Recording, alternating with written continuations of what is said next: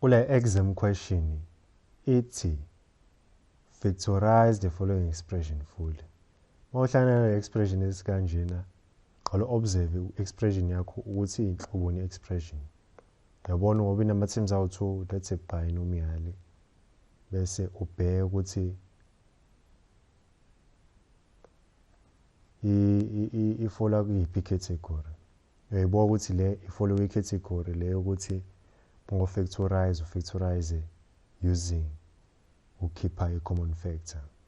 Akuyona i-difference of two squares, akuyona i-difference of two cubes, yabo njalo njalo. Kodwa le idinga ukuthi sikhiphe i-highest common factor. Sikhipha kanjani i-highest common factor nokuthi ubona kanjani ukuthi iphi i-highest common factor. Ngendlela engiyithandayo ke mina ile yofika ukuthi uqhathanise inamba, uqhathanise nama variables akho. Y la y squared no y. Qhathanisa kanjani ke? Ufike ulist ama factors einamba, ulist ama factors ama variables. Same applies to ama variables, gcina to the power 1 la, lo uzogcina to the power 2 ngoba i-highest power ubani u2. So wenze njani la? Highest common factor come from the right to the left. Khethe the highest value from the right to the left, khethe the highest power izofana ngapha nangapha yabo. Same thing nala phezulu, inamba izofika qala izofana ngapha nangapha, high kodwa. So ezofika qala inamba la ubani u1 ukhona la nala. Mawusuka ngapha from the right to the left y ufika qala to the power 1 ngoba y squared ukhona ngapha ukhetha lokho kuzofana both sides, yabo.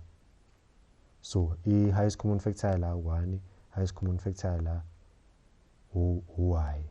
So ingakho sokhipha u1y. So sokhipha y ke la ngaphandle. 1y is y. Uthi kaso, and then uya-evaluate ngokuthi usebenzise i-highest common factor yakho for divider to these terms. So uzothi 3y squared divided by y. 3y squared divided by y is equal to 3y 2 minus 1 ubani 3y, yabo. So uzosala no 3y.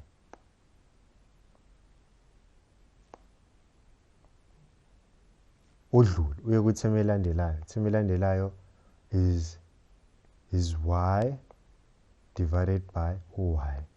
Y divided by y to the power 1 minus y 1 ulingana nobani y to the power 0.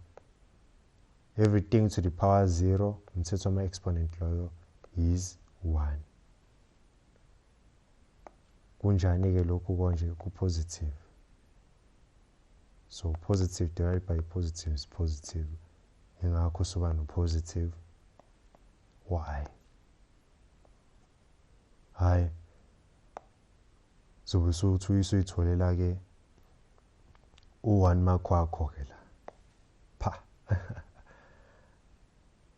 Ukuthola i-answer. Hayi, usuyangichazela ukuthi usalaphi ke ukuze usokwazi ukulungisa.